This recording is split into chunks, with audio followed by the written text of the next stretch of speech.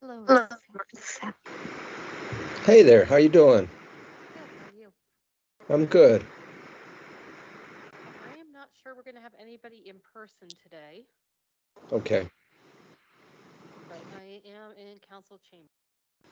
Well, good, Stacy. Thanks for being there and doing that. If I recall, people were supposed to get back to you if we were going to be in person or online. Right. And everyone who got back to me said that they're going to be remote. So we'll see if anyone shows up in person. Okay, good. Stacy, you're not coming in very loud. I can't hardly hear you. Keith, Is I it the have a same way? mask on.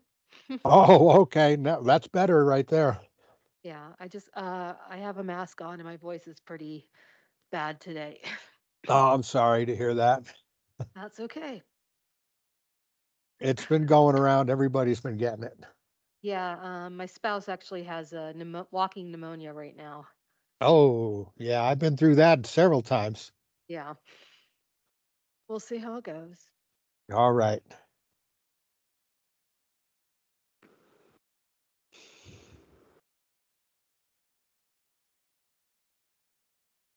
All right, I should look at chat. I should look at people. I should open the chat.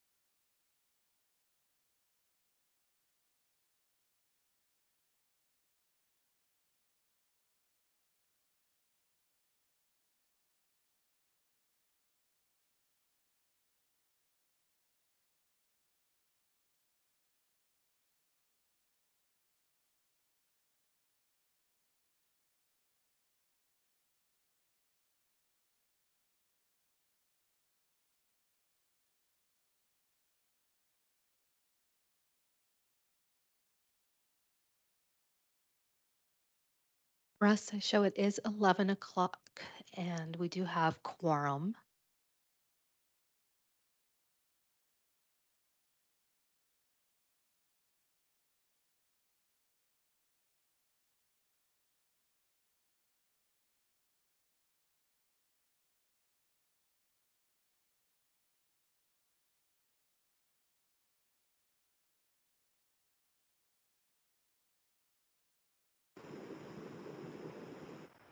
Thanks, Stacy. Let's give it another minute or two.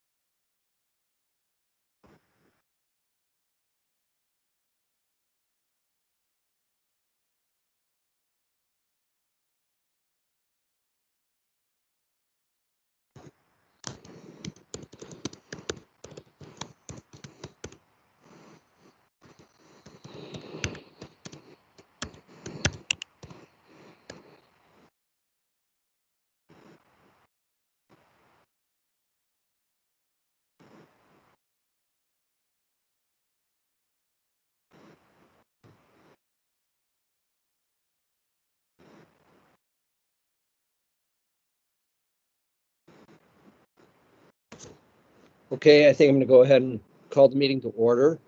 It is 11:02 on my time. Stacy, would you take the roll for us, please? Chair Randall, Here. Vice Chair Simakunda,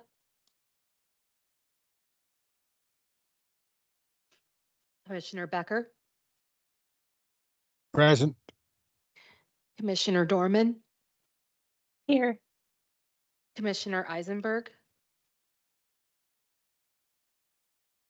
Commissioner Purrington, Present. and Commissioner Smith, who has an excused absence today. Thank you, Stacy.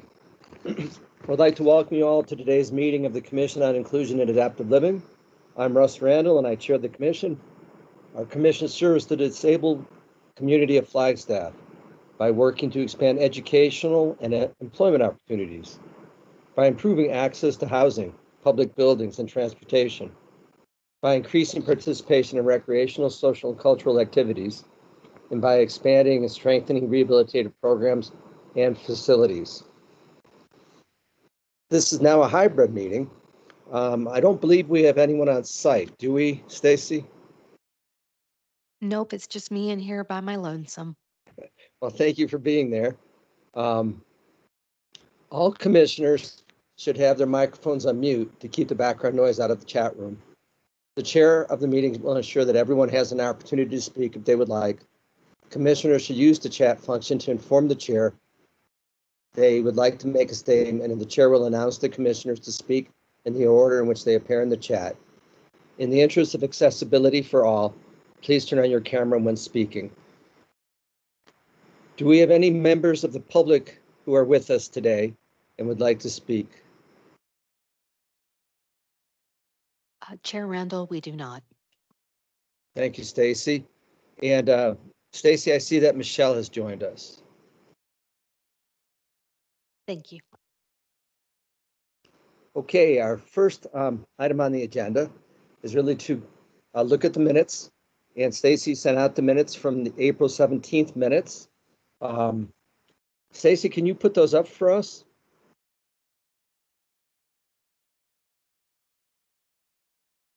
Just one moment.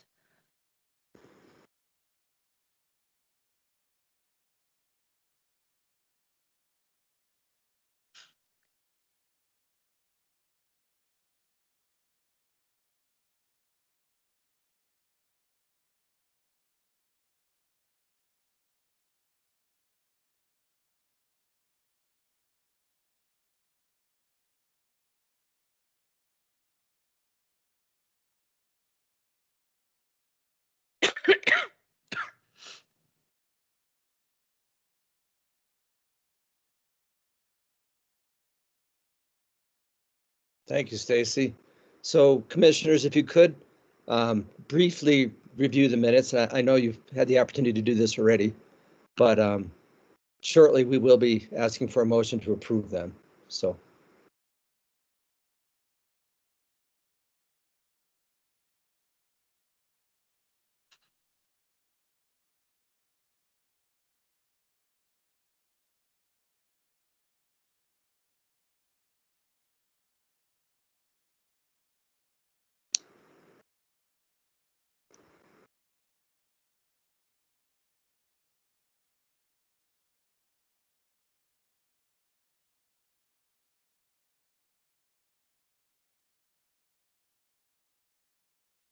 Stacy, if you could kind of scroll down, please. Thank you.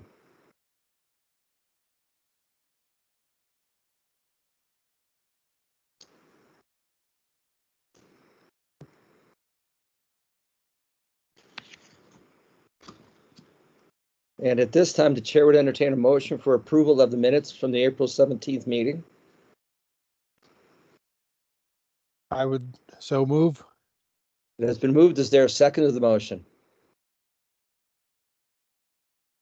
I second them. And that was Keith, and that was Susan with the second. Any discussion regarding approval of the minutes? All those in favor of the motion to approve the minutes as submitted, but to approve the minutes from the April 17th meeting, please say aye. Aye. Aye. Aye. Do we have any nays or abstentions? That motion passes unanimously, so we have approved those minutes. Next up, we have item 6 on our agenda, which is our action items. And our action on A is police sensitivity training, and we are looking at reviewing that, editing that, and recommending and making a recommendation regarding that. I don't know, has Commissioner Sumukondo joined us today? Chair Randall, I'm not seeing her yet. Okay, Mr. Martinez. Good morning, everybody. I'm glad to be here with you today. I would like to wait for Rachel before we present. I just texted her, so hopefully she'll respond. Thank you for that, Mr. Martinez, and we appreciate you coming to join us today.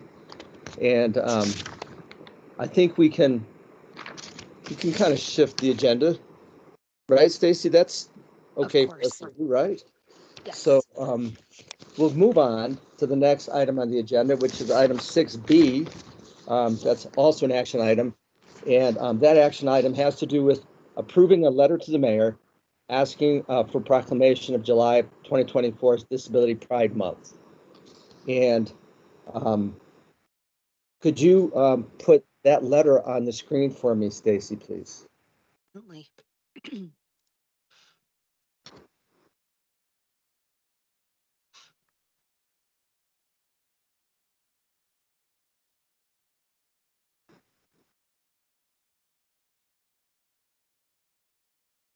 Thank you, Stacy. So commissioners, I'll give you a minute to just kind of review that letter to the mayor, asking her to proclaim July 2024 as Disability Pride Month.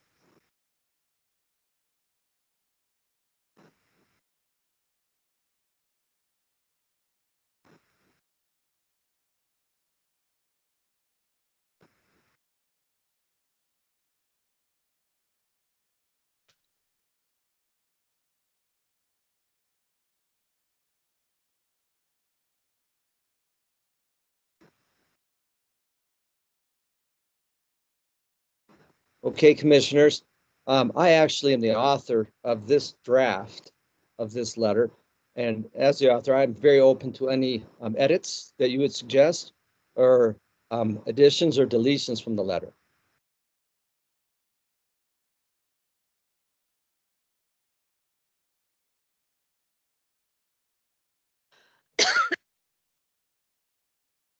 I'm not seeing anything in the chat. Oh, I see Sarah has her hand up. Go ahead, Sarah.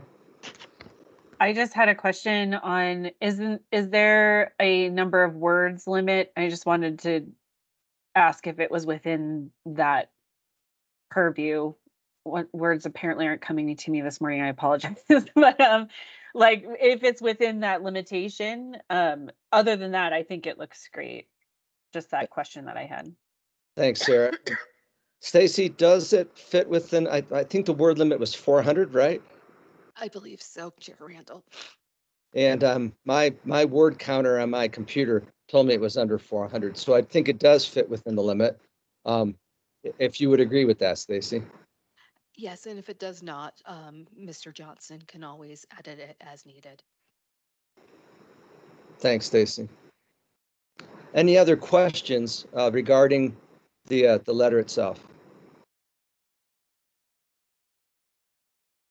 Okay, so at this time, the chair would entertain a motion to approve sending the letter.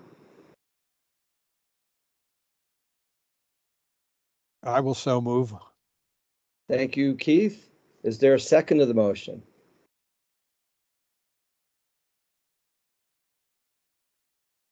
I'll second. So it has been moved and seconded to submit this letter to the mayor for her to proclaim July of 2024 as Disability Pride Month. Any other discussion? Okay, all those in favor of the motion, please say aye. Aye. Aye. Aye. Are there any nays or abstentions? Seeing none, we have passed this motion unanimously. Thank you, folks. And Stacy, I know you will be sending that on to the mayor for us. Yes. Okay. Let me see. I don't believe Rachel has joined us, has she? Rachel's not here yet, right, folks? Nope. No, she's not. Okay, we'll move on to item 6C, also an action item. And this is something I asked to be placed on the agenda. In past years, this commission has held a summer planning meeting or a summer retreat outside of our regular meeting. And at that retreat, we had discussed and planned for the upcoming year. Kind of what issues we would like to address, perhaps what goals we would like to achieve. But that's what we had done in the past. And we did not do this last year, but I believe we had done it in years before. So that's why I had it placed on the agenda. I'm open to any discussion or questions about that.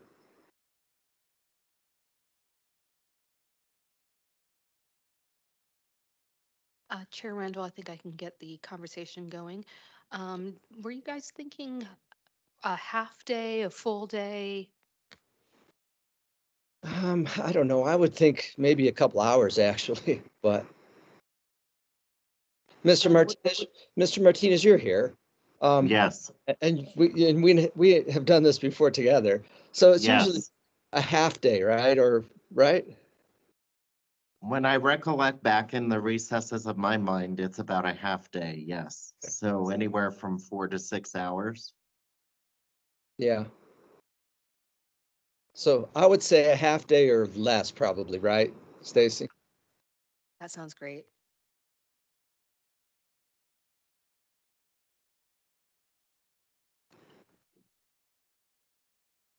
I see Commissioner Becker, you have your hand up.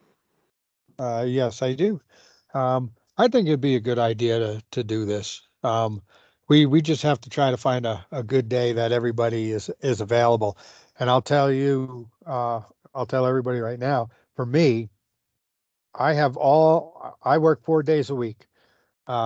Monday through Thursday. So I always have Fridays off. So just letting everybody know that that would be a really good day for me to be able to spend that amount of time. Sure. Thanks for that, Keith. I see Susan has her hand up. I started talking without my mic on. I also agree that we need to have this meeting. I am available on Fridays as well, but not Monday through Thursday. And I would love to see any past documents that support a planning meeting like this. So if there was one last summer or a previous summer, or if you have thoughts on what is being discussed, I would at least like to see that prior to the meeting. Sure. And Susan, we did not do it last summer. This commission had difficulty meeting last summer, quite frankly. We had difficult time actually having quorums, which we have done much better this year, and I appreciate all that. In previous years, as Jamie and I were talking about, we have met for like 3 or 4 hours, and we discussed. I know, like, we actually changed the name of this commission, and that idea came out of our summer planning meeting. We actually addressed accessibility in public buildings, and that was kind of a goal that came out of our summer meeting. And Jamie, you can help me out here if you want. You're younger than I am. Your memory is going to be better. Sarah put in the chat, I assume this would be in person. I think we could be in person, or we could do it hybrid or remote, or however we would like. We have done it in person in the past, but Yes, absolutely. When we did it in person, it was really fun to have us all be together and have us all bouncing off ideas off one another. When we did this, we were working on changing the name of the commission to reflect more appropriately what we wanted to represent. And so that was a big issue the last time we did this. A positive issue at that. yes, it was. And it was a lot of good positive discussion. And really, as we discussed changing the name of the commission, I mean, we wanted the name of the commission to reflect what we actually do. And we really kind of shifted gears on the kind of things that the commission actually has been involved with. For our newer members, when I came on the commission, initially probably 10 years ago, I think, something like that, this commission's kept its scope perhaps more narrowly than we do now. And really the primary thing this commission achieved was a yearly disability benefit or a disability awards banquet. Through a planning meeting, we really kind of we changed our purview, I guess, and our consideration of a lot of different items. And then of course, then we changed also the name of the commission as we worked through that process. I felt it was a very good use of our time to do it kind of as a separate meeting, just because we had more open and frank and kind of easy discussion rather than working through the structure of like one of our meetings, quite honestly. I see a hand is up. I'm not sure who that is. Joseph has his hand up. Oh, go ahead, Joseph. Thanks, Stacy. Sorry I was late, everybody. Mr. Randall, have I missed anything totally terrible? Have I missed anything? Joseph, you missed that we are going to ask the mayor to proclaim July as Disability Pride Month. And right now we are discussing whether we should have a summer planning meeting. 3 or 4 hour meeting to talk about our goals for the upcoming year. Mr. Randall, I will be at camp June 3rd to the 10th, so I don't know if I'll be able to make it, but I'll make sure to email you and email Stacy some updates about all that as soon as we can get it. Thank you for that, Joseph. Oh, I see there's something else in the chat. Rachel has joined the meeting. Welcome, Rachel. We have been discussing whether or not we would like to have a summer planning meeting. At this time, I'm not hearing a lot of discussion, so the chair would entertain a motion. I would so move. Oh, okay. You can have it. I'll second it. So I know Keith seconded. Who made the motion to hold a summer planning meeting? Rachel did. Thank you, Rachel. So it has been moved. Thanks, Joseph. It has been moved and seconded to hold a summer planning meeting. And I guess details to be worked out, but to hold a summer planning meeting. Is there any more discussion? Okay, all those. Yes. Did I hear Did I hear consensus to hold that meeting on a Friday? I think so too, yes. So let's put that in. Rachel, can we add that to the motion that we will hold a summer planning meeting on a Friday? Yeah, let's add that. And Keith, you're good with that addition, yes? Affirmative. Okay. All those in favor of the motion, please say aye. Aye. Aye. Aye. Do we have any opposition, or do we have any folks abstaining? Hearing none, that motion passes unanimously. So then, Stacy, we're good to kind of talk about details now, right? Yes. Okay, so it looks like we are going to have a planning meeting in the summer, something half a day or less, I think. It's going to occur on a Friday because that was in the motion. But other than that, the details are open for discussion. Russ, it's Rachel. Mm-hmm. Do we need to have it at City Hall, or could we do something like a barbecue? What are your thoughts about where and what type? I think like a barbecue would be great. I don't know, Stacy. Chair Randall. Yes. And Vice Chair Simkunda, it does need to be publicly accessible without the indication of people needing to purchase an item. So a private residence would not be recommended. Excuse me. Stacy, could we do it can we get a permit for a city park? Vice Chair Simkunda, we could, however, I don't think that would work very well for staff. So I would suggest that we have it either in the CR council room, the small room down here, or the CR staff room upstairs. Okay. I think we should just do it in the CR council room downstairs. I'm writing notes. Sorry. Takes me a minute. And I see that Keith's hand is up, Russ. Thanks, Rachel. Go ahead, Keith. I agree. It'd probably be best to have it in one of the council rooms of some sort. Now, we can always post that we may have a quorum if we want to go out and have a party afterwards at somebody's house and barbecue. Okay. Thank you for that, Keith. Afterwards, yes, why not, right? Absolutely. Now, Chair Randall, I do have a question. Yes. I know currently that I'm not a commissioner, but I am a liaison for this commission. Would liaisons be welcome to attend?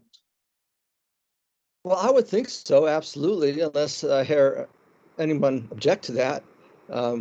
Jamie, you're a nice guy. We like you. I think we'd love to have you attend. I'd like to attend if I can fit it in my schedule. So how do Fridays work for you? Pretty well, actually. Okay. And then Joseph, you're listening too, I know. Joseph, you would be invited to attend as well, I think, unless there's an objection.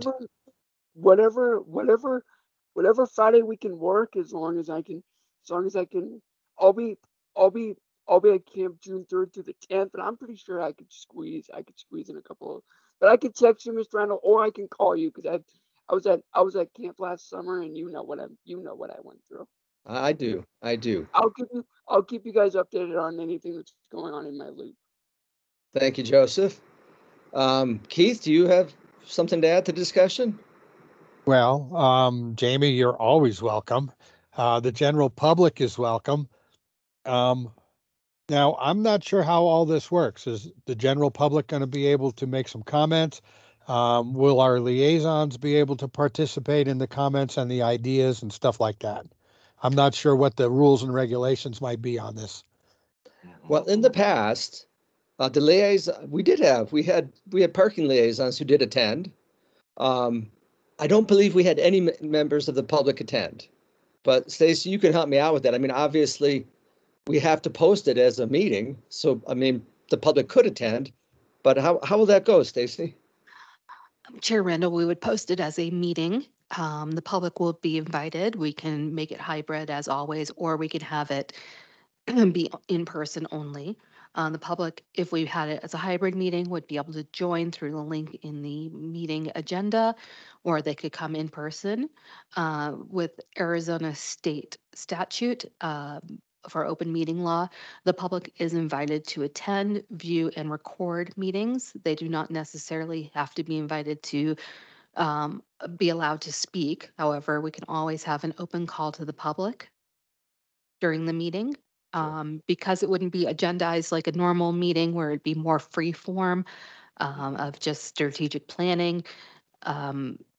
It would be up to the commission and the chair if they would like to take any public comment on the actual strategic planning, if Right. we have a public attend.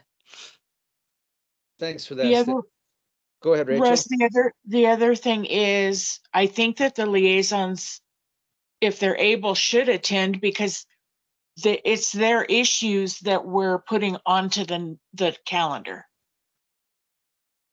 Yeah, I would agree with that, actually. Absolutely. And I mean, with regards to our liaisons, that would be, Rachel, you would attend anyhow as a commissioner, but as a liaison as well. And that would be Jamie Martinez, and that would be Joseph Spence, and I think Mayor Daggett, because she's our council liaison. And then it would also be somebody from Mountain Line, which I think would be Lorena. I think you're right. That would be Lorena. That's correct. Yep. That's right. Okay, so we are looking at a Friday. We're looking at a half a day. I think at this point, I'm kind of hearing consensus that the council room, the city chambers council room, yes, the downstairs one, is that I think is a consensus, yes? I think so. And Joseph? Russ, I see that I think Sarah put something in the chat about days she cannot attend. Yeah, I think that's Susan, right? But unless Sarah as well, but yeah. Joseph, your hand is up.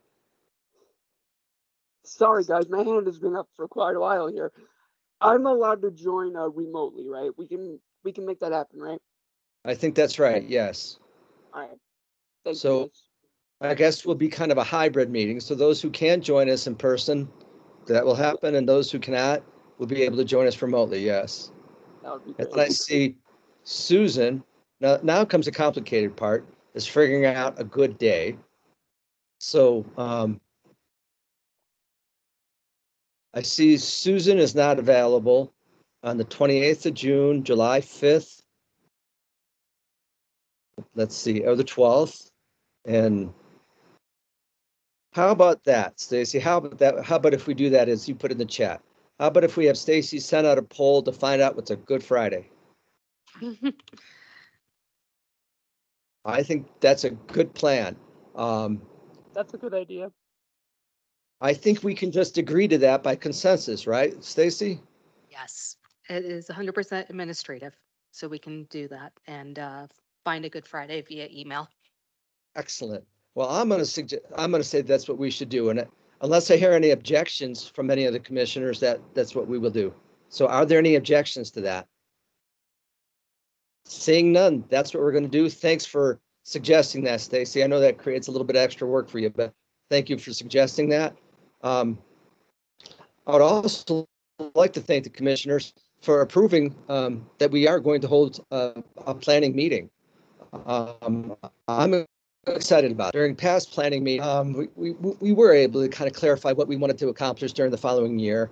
It was also kind of nice to get to know each other a little bit differently too, and perhaps a less formal setting. And like I think Stacy pointed out, during such a meeting, we don't have to follow such a strict agenda and keep the timelines on the agenda and that kind of stuff. It will be a little bit more of a free flow of conversation and a free flow of ideas. So I really look forward to that happening. So thank you all for approving that. And really for donating your time in order to attend. Do appreciate that. Okay, any other discussion needs to be held with regards to the planning meeting? Okay, well then let's go back to item 6A, and that is police sensitivity training, editing, and recommendation. And I will yield the floor to Rachel and to Jamie.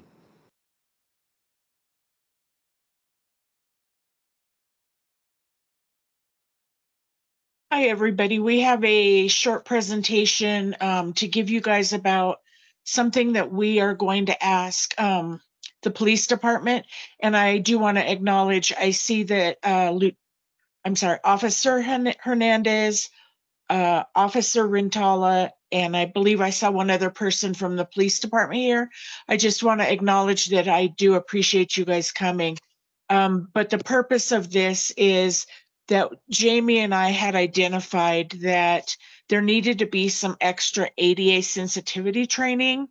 We expect our officers to know everything when they go out, but cannot ever always be the circumstance. And so if we can help officers understand a little bit from the perspective of being the disabled person, then if it helps even one officer, then I myself am completely satisfied that we've done what we set out to do. So thank you very much, and I will turn it over to Jamie. I'm completely thrilled to be here, folks, with all of you. Rachel and I see this as a labor of love and definitely a team effort. So thank you for taking the time to hear us out and see our presentation. Now, ADA sensitivity training. The ultimate goal in disability and diversity training, number one, is to help you programmatically think about our community and how every encounter can be successful for everyone. And that is truly what we want. We want an encounter with law enforcement to be a positive experience for everyone. And so that's largely what this training is based upon. Next slide, please. And I do believe this is Rachel. We would appreciate some feedback on a lot of the things that we're asking, and you guys can do it during the presentation, or you can hold your questions until we're done. But I would like to know, what are some disabilities that you personally have encountered in your job, or just as a volunteer? This is a volunteer position, so and maybe this should say encountered in your life. It's really important to remember that people with disabilities are people first, who have more in common with you than not, and should be treated equitably. Next slide, please.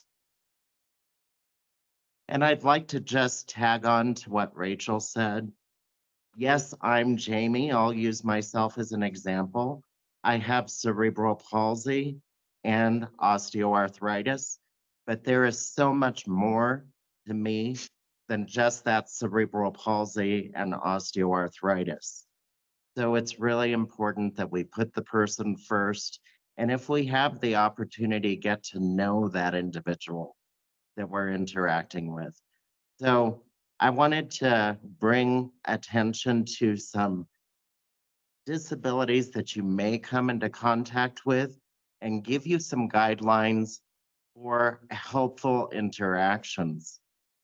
So when it comes to people with intellectual disability, this is including attention deficit hyperactivity disorder, autism, and cerebral palsy. We want to talk to the person in a place where he or she feels comfortable and shake their hands. That comfort level is so important, because think back to when you may have had to go to a meeting and it may not have been comfortable. So ask the person, where is it that you may want to meet, where you feel most comfortable? Because we want to get the best interaction possible that we can. We also want to reduce any type of distractions that may come about, because the more distractions that you have, the less focus that you gain. Treat them as adults and address them by their last name unless given permission to use their first name. The big thing here is that we want to ask permission. We want to ask them, what do you want to be called? When we ask, what do you want to be called? That lets them decide, and it shows a level of respect. Limit our options to 2 or 3 at a time, and we want to use pictures. When we limit our options to 2 or 3 at a time, this helps things not become convoluted, and it effectively helps the individual be able to make a choice that they feel good about. Using pictures helps solidify those ideas. Keep questions short and straightforward. When questions are short and straightforward, there's less chance of becoming confused or disoriented. And we want to be age appropriate. Be aware of the audience that you're interacting with and use dialogue that will speak to their level. Be patient. Allow extra time for answers. This may just mean that the individual is processing how they'd like to proceed or what they would like to say next. So we want to be patient and allow that extra time for answers. Try to match their speech cadence and level. Talk as you normally would. Use repetition. This helps the ideas stick and solidify in someone's mind. And we always want to assume competency. Don't assume they don't understand you. We are dealing with highly intelligent individuals who just so happen to have intellectual disabilities. Russ, And I see that your hand is up. Russ? I'm sorry, I was muted. Rachel and Jamie, thank you for your work on this. I would like to say I love these suggestions for how to work more appropriately with folks with disabilities. As someone who has worked professionally with folks with disabilities for almost 45 years, I think these are wonderful. And I love what you're doing with these suggestions. I do have a question. Sure. With regards to the title of this slide, which is people with intellectual disability. Jamie, I'm wondering, Rachel, I'm wondering if it would be more technically correct if we talked about people with developmental disability here, rather than intellectual disability. That is kind of the term that the state of Arizona uses, as you know, Jamie, but. Right. And let me speak to this. Some of what is in this presentation, I actually took from material that I trained here at the state. And so the reason why it says people with intellectual disability is because we have other slides that address other disabilities as well. Understand. Then my question would be, because ADHD is not an intellectual disability, and neither is autism and neither is cerebral palsy. Autism and cerebral palsy are both developmental disabilities, at least in Arizona. Right. ADHD is considered a neurological disability. So I'm not sure that including ADHD, autism, and CP under intellectual disability is accurate. So let's just go ahead and do the broad representation of developmental disabilities. That way it'll cover everything. That would be my suggestion. Yeah. And I do appreciate that feedback. Thank you. Sarah, I see that you have your hand up as well. Hi, Russ Hi. took one of the things I was kind of jotting down, and the other thing, I know it's kind of semantics, but I love the last point you have on the assumed competency, because I think that's like really big right now. Like in the disability community and just in education in general. And I'm just wondering if maybe that could be like the focus if we just kind of talk about that first. When you're talking to somebody with a developmental disability, always assume competency. Don't assume they don't understand you, and then kind of go through that way, just so that it's kind of framing it under that way. But I mean, other than that, I think these are great. Absolutely. And thank you for the great feedback. I was thinking about that this morning and feeling like we should probably put that at the forefront as well. Because Jamie, whatever disability you're talking about, you have to assume competency. and I'll make that change as soon as the meeting is over. I'll change that. Perfect. And thank you, Rachel. Next slide, Stacy.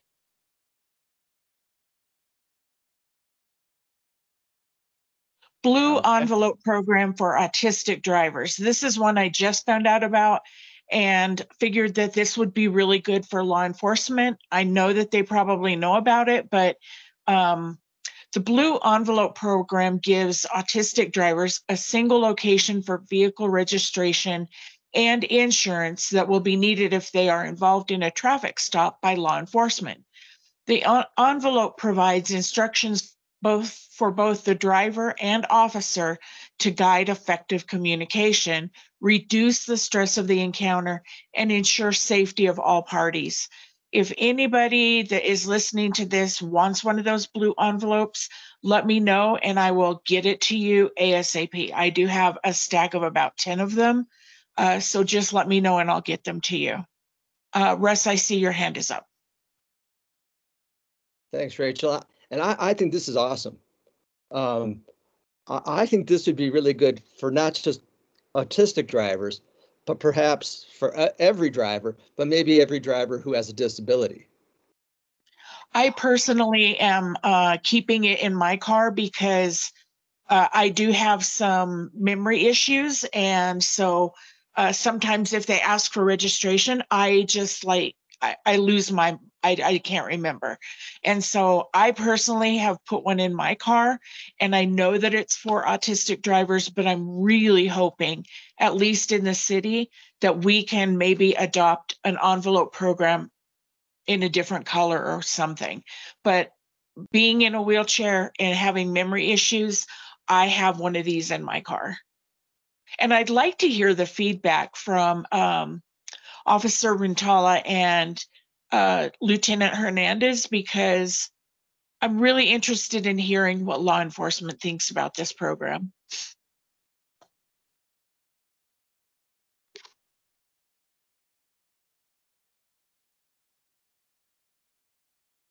Lieutenant Hernandez or Officer Rintala, do you want to speak to that?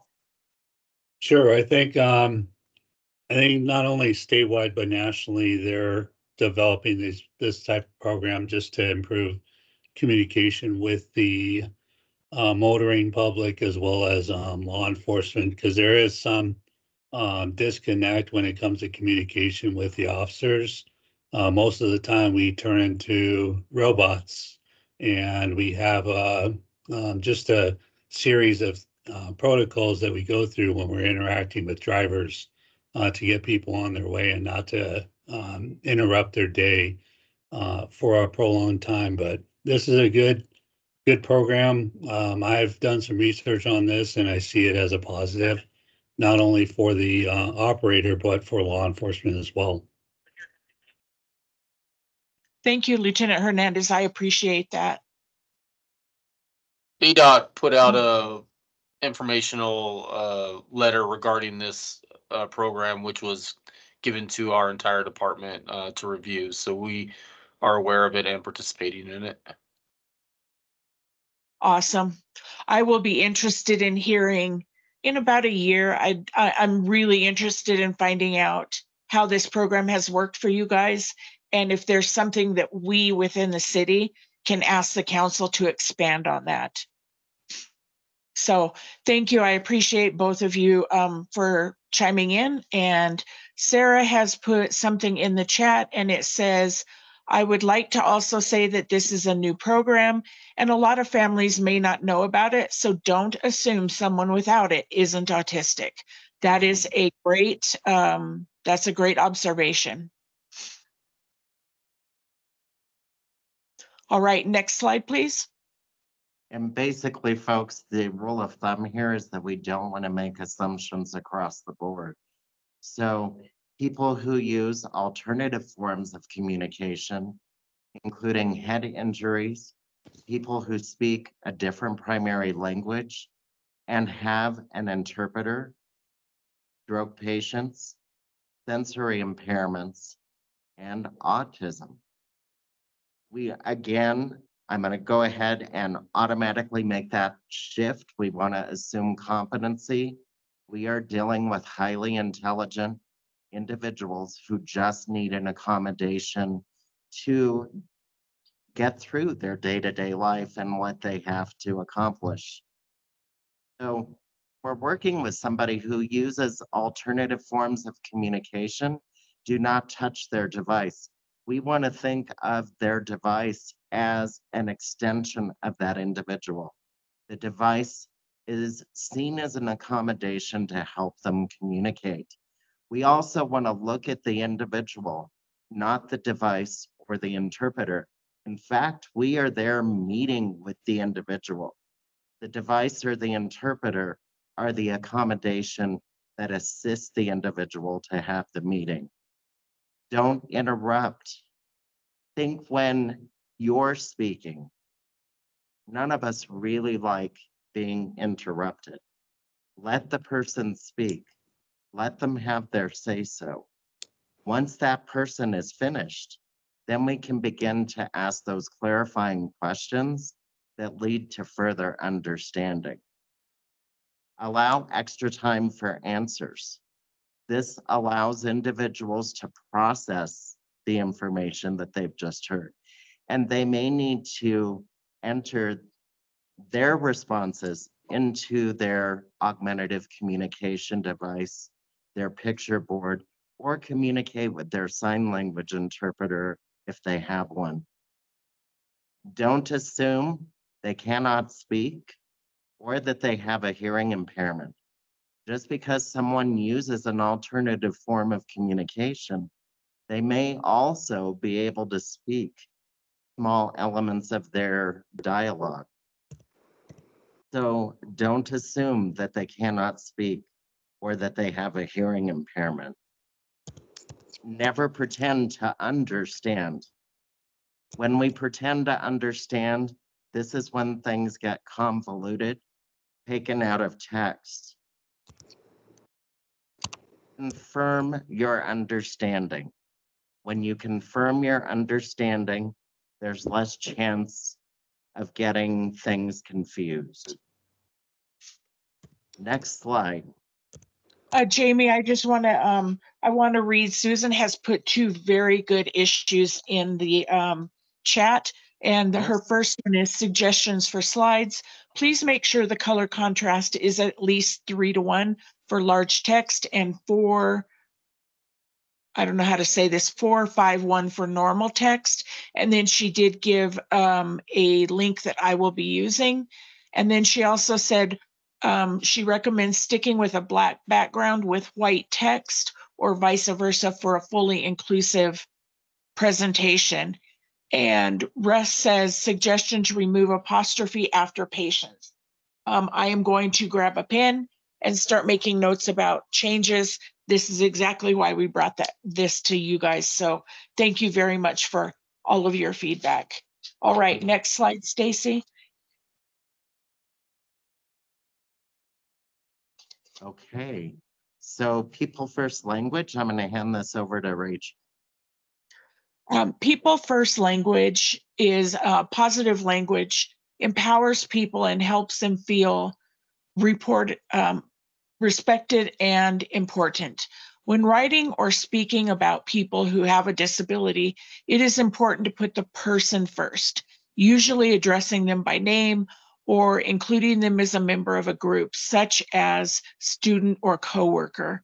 Group designations such as the blind is inappropriate because this does not reflect the individuality, equality, or dignity of people with people first language.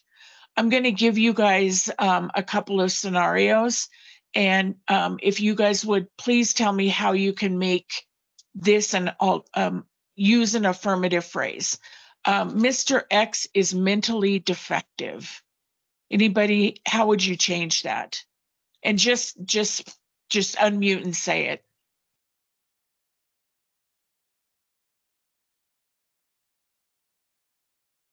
Jamie, do you possibly have a way to change this? I do.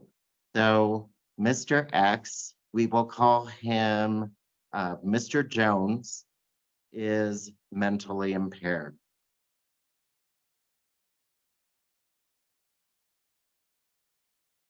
Okay. Mrs. S is stuck in a wheelchair. Anybody have an affirmative phrase for that?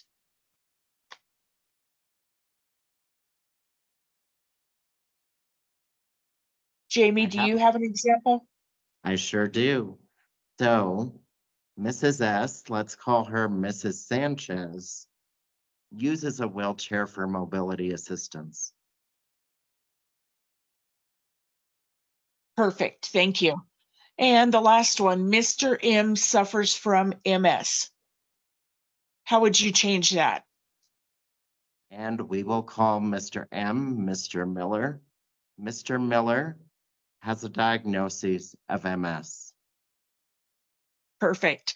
And you know, the other thing is, I think it's really important that when you have an encounter with somebody that is disabled, when you leave that person, it would be a little bit disrespectful to go back to somebody and when you're talking about them and just start saying, oh, Mrs. S is stuck in a wheelchair. If you are using people first language, make it a universal thing. Mm-hmm.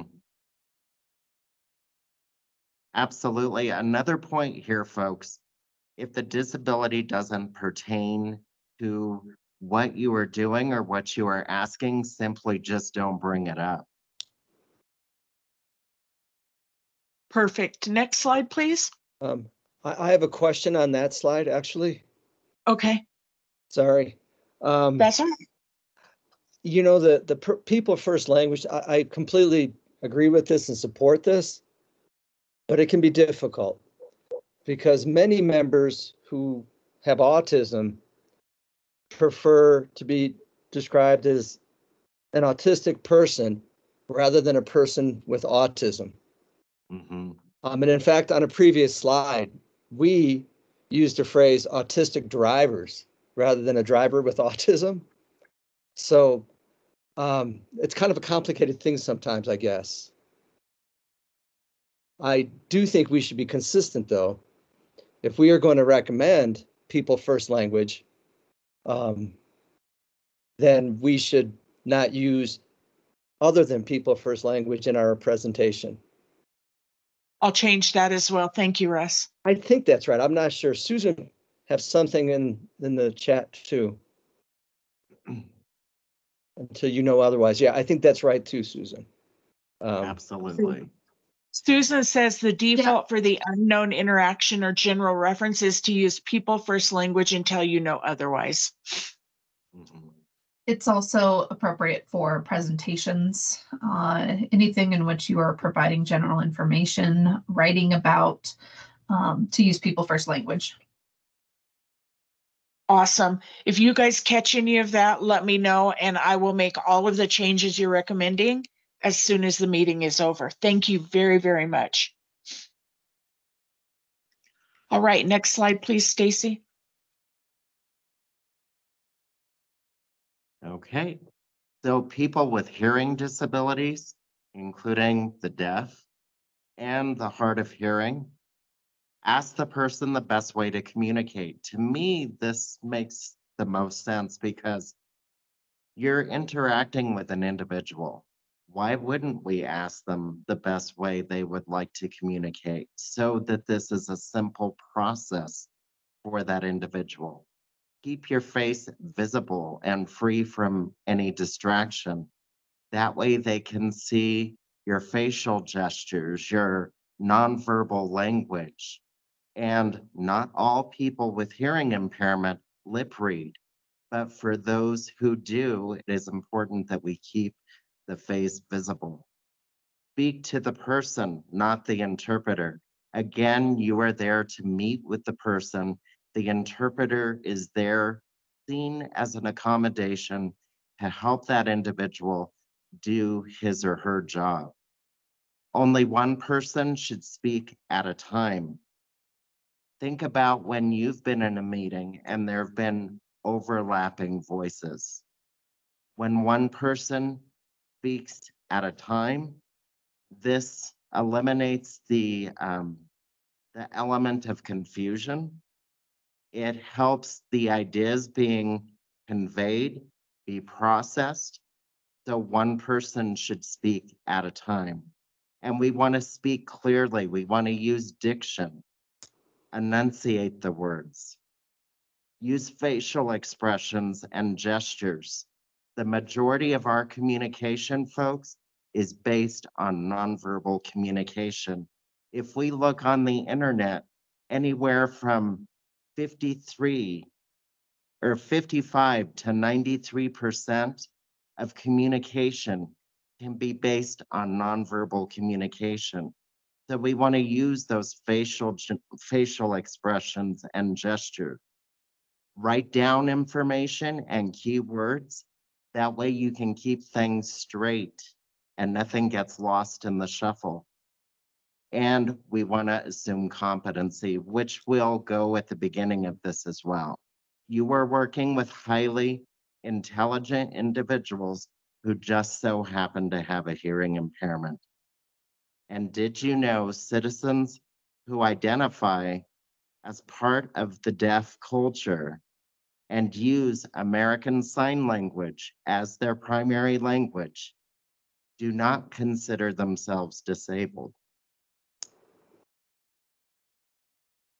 All right, any feedback on this? Okay, Susan, I see in the chat that you have said deaf is reserved for the community culture. Deaf is referred to more of a medical aspect. And then the font at the bottom should match the other font types and capital D. Are you saying capital D for deaf, Susan? Yes, that's correct. So capital D Okay. deaf is the community or culture. Okay. Lowercase d for deaf is considered to be the medical kind of approach to understanding the person. It's Oh, that's amazing feedback. I never knew that. yeah. I've taken many ASL classes and never knew that. Oh, that's interesting. It was one of the first things my ASL instructor told us. Thank you. Thank you very much. And then I wanted to point out that Keith said, I am dyslexic and often talk backwards like Yoda I am, he said. So that's another good point. Thanks, Keith. Space after the 4 periods. Okay. Okay, Oxford commas, got it.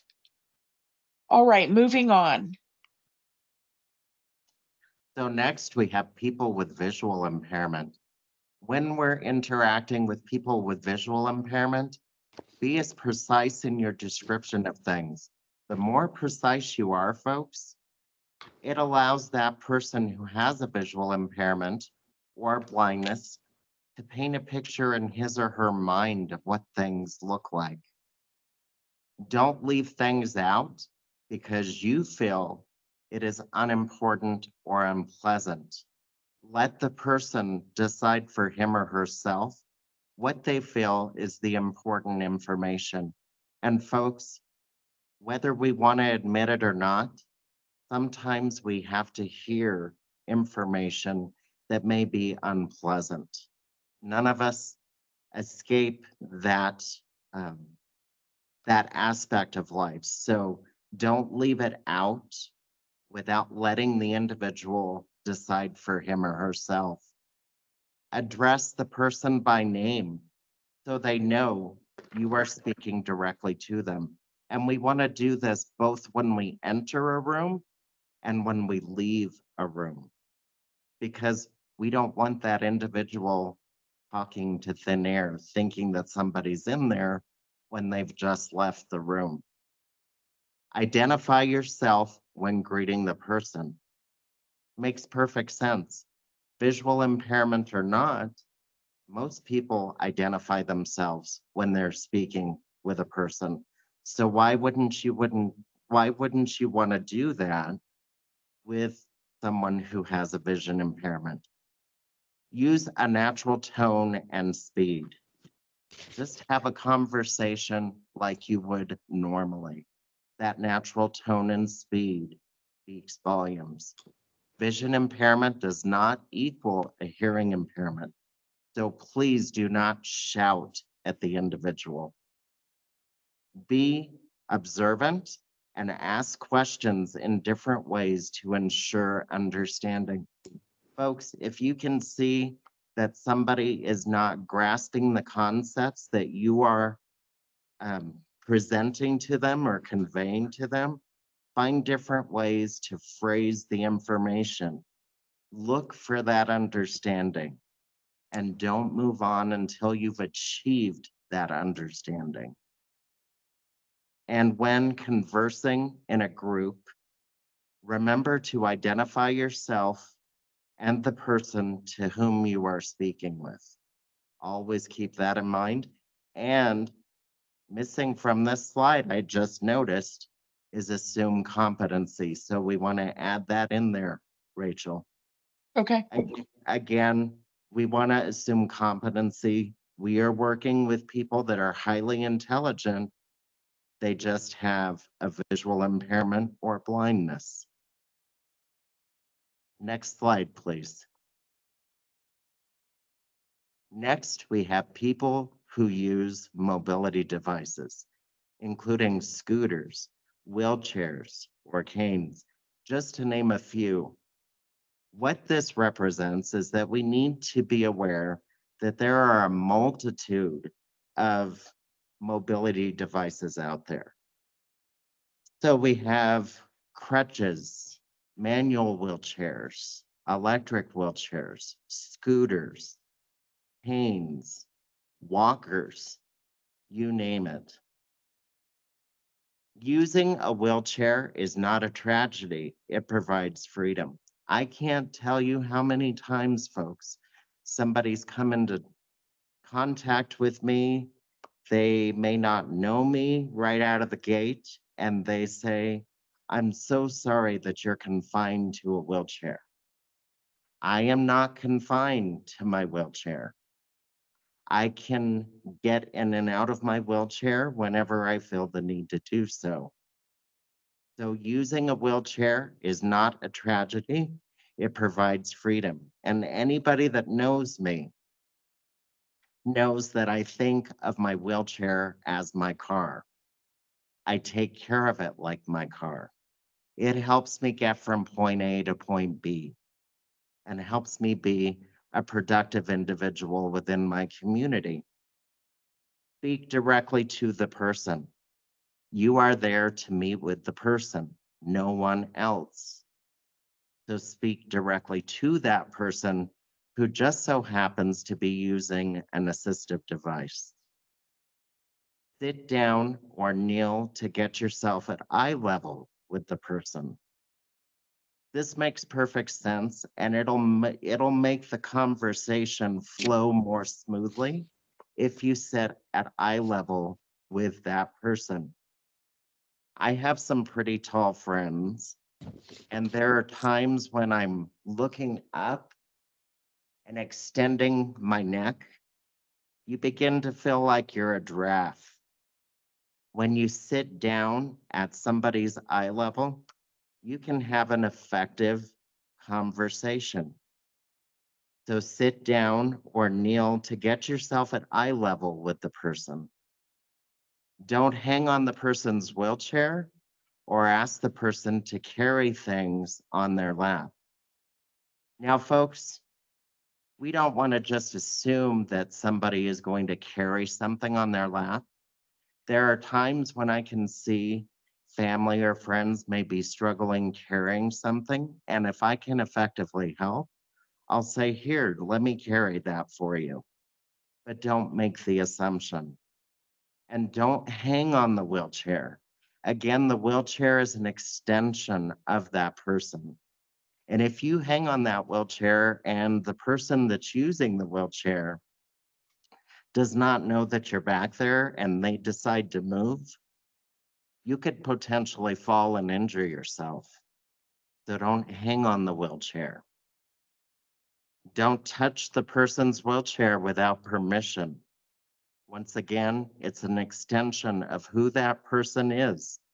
And it also helps to be able to get a bit of tutoring on how to properly use the wheelchair at the individual's guidance, of course. Jamie, I'd After- like to add something in here. Yes. I am an amputee. I lost my lower leg 3 years ago. And I cannot wear a prosthetic. So I am in a wheelchair. And I have told people that they need to look at my wheelchair like they're my legs. And if you wouldn't bend over and touch somebody's legs, please don't touch my wheelchair.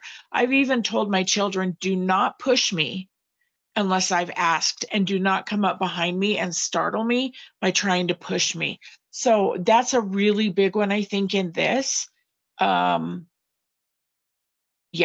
and go ahead, Jamie. So, and then after you've received permission to help, ask how you can assist the person. You want to have a back and forth conversation with that individual. How can I best assist you? What is it that you need from me? So that it's effective for both of you. It's a two-way street that's beneficial for both of you. Next slide, please. Mr. Martinez, before we go on, I do see Mr. Spence's hand is up. Oh, please, Joseph. Is this a proper time for it, or should I wait? Go for it, Joseph. I think that because this is, we're not doing, Stacy, correct me if I'm wrong, but we're not taking public participation right now, are we? We do not. I can wait. That's going to be up to you, because Mr. Spence is a liaison. He's not considered really a member of the public. Okay. Rachel, let's have him ask the question. Yeah. Thank you. So I'm Jamie and Rachel. I'm also in a wheelchair, and I have the same disability as you guys, and I can sometimes go eye level, and I'm also in a wheelchair. That's all I wanted to say for right now. Thank you, All right. Joseph, for your feedback, and we do appreciate that. Okay, do we have anything else in chat before we advance to our next slide? Jamie, I saw a couple of things about contrast, that sort of thing. And then Susan did say that this slide is a better visual for people. I will try to keep the orange in there, but turn everything else black and white. Wonderful. Thank you for that, Susan. We really appreciate it. Sorry, can I clarify that real quick? Yes, please do. Okay, it's the current slide is using an ombre kind of effect of darker orange at the top all the way to like a yellow at the bottom. The yellow is what is great. That's a good contrast between yellow and it looks like almost a blue lettering. If it's black, it's even better. So keeping one color with the same color contrast would be the best compared to the variable change that you see here. Unfortunately, I don't think we can change the ombre effect. I hear what you're saying. And so I will mess around with it a little bit and see if we can this change is PowerPoint, was it designed in PowerPoint? It is PowerPoint, yes. Okay. I don't know if this is appropriate, but this is one area that I spend a lot of my time in. So if you wanted to send me your final, I can fix some of the accessibility features. I will definitely get it sent to you, Susan. Yep. Susan, that would be fantastic, and I thank you very much. Yep. All right, moving on. Okay, and Rachel, I do believe you have this slide. All right, so I have some challenges for you guys. Jamie, would you mind reading these for me, please? Not at all. We are going to challenge each of you in the hopes you can gain a small glimpse of what our differently abled citizens experience daily. Borrow a wheelchair from someone, go downtown, and try to enter 2 stores or get past the outdoor dining seats on the sidewalks. Or find a friend and have them rub a 3x5 index card on your neck while you read your favorite paragraph from a book. Or have a coworker who speaks a different language say something in their native language. How did these things make you feel? Did they make you feel isolated, perhaps irritated or confused? This is just the very smallest glimpse into the life of a differently abled person.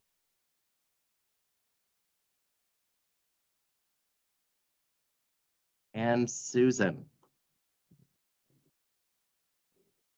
Thanks. So the one thing I wanted to ask about today, if this is an in-person, is this an in-person training that will happen, or will this be done on individuals' own time?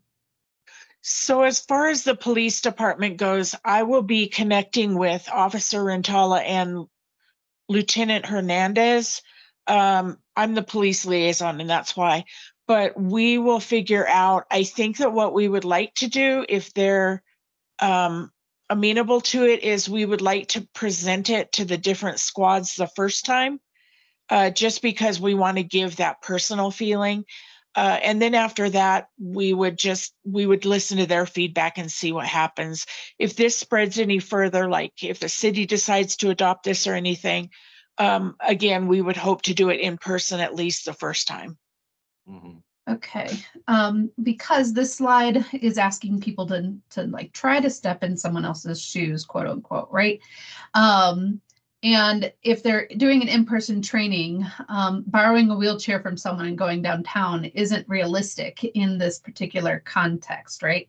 But handing out 3x5 index cards and having people, try to read a paragraph while that's happening is something they can experience right away in that moment so that they can try and express that. So maybe think of 2 challenges that could be facilitated and have one slide that is for in-person facilitation, and then have another slide for if this is done on their own, that they could do by picking up a pen or something in their immediate workplace to try that challenge. So just trying to think of like some more quick, impactful opportunities for people right there in within the training. That I think that would be very helpful. Susan, I'll speak to that if that's okay.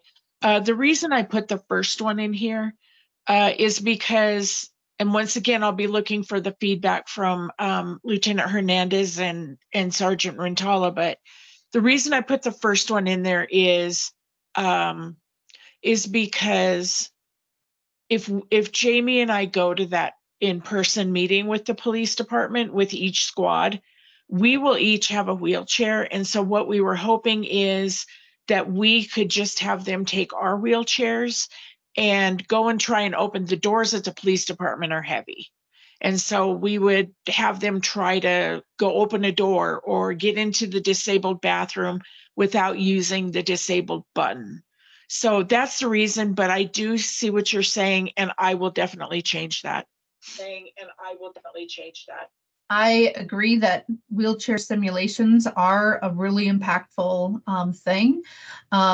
That's a different time element than the 3x5 index card, or even having someone speak in a different language, just saying a statement or something.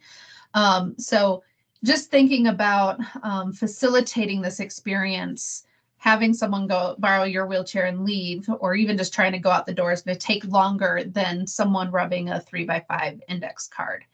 I have done the wheelchair simulation where I actually didn't have wheelchairs and instead put a stable chair right in front of a door and tried to have people open the door in the space. And each individual just got in that chair and tried to pull the door to see how much upper body effort is really needed to move that space. But again, just thinking about your time and how much you might be able to have for that impactful experience. That I would try to find activities that are similar in that time frame you have allotted. Okay, thank you. And then Russ, we will make sure throughout the whole presentation that we are doing person first language. And what I'm going to do is change all these things. Then Susan, I'm going to shoot it to you. And because you're the expert, then let you do any of the changes before we go any further. Okay, next slide, please, Stacy. Okay. For more information or resources, we just want to go over some resources for you that are helpful. So ADA National Network, this can be found at adata.org. The National Association of the Deaf, which is nad.org. The National Council on Independent Living, so ncil.org. The National Disability Institute. Give me just a minute to dissect this address. So that would be the Real Economic Impact.org. And folks, you know, Jamie, that's a really good if I may, a really good example of the way that people process things. Jamie just had to stop. He had to look at it. He had to take a moment to think about it. And that is, and when I'm doing this presentation, I purely have thought of the police department. So my apologies if it would be more appropriate somewhere else, but this is a good representation of, say a law enforcement officer goes up to a window and knocks and the person doesn't immediately respond. Sometimes those processing delays can cause something like that. So, and that's the reason that we always say, just be patient with people, just be very patient with people, and they will figure it out. Thanks, Jamie. And using myself as an example, at having spastic cerebral palsy, you do have those delays, not only with your physicality, but with your processing. My hand-eye coordination, I have delays. So that's why I said I have to take a minute to look at this website to have it register and then to process the information. So thank you for allowing me to do that.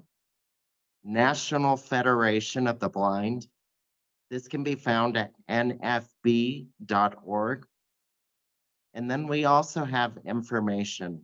The City of Flagstaff Commission on Inclusion and Adaptive Living, 2024. We want to give special thanks to Liaison Rachel Simiconda. And Jamie Martinez. You know, I wanted to say one other thing. We included our commission in this, and I'm hearing all of your feedback. I'm even more confident that we could be a good resource because Susan obviously is an expert. Sarah has a child with a disability. You know, each of us brings something to the table. Russ is an educator for 300 years. So each of us bring a special portion to all of this. And so I think that the commission is a really good place. And I'm hoping that that would be okay if someone reached out to you, that you would give information. Oh no, Stacy, no old age. We just know.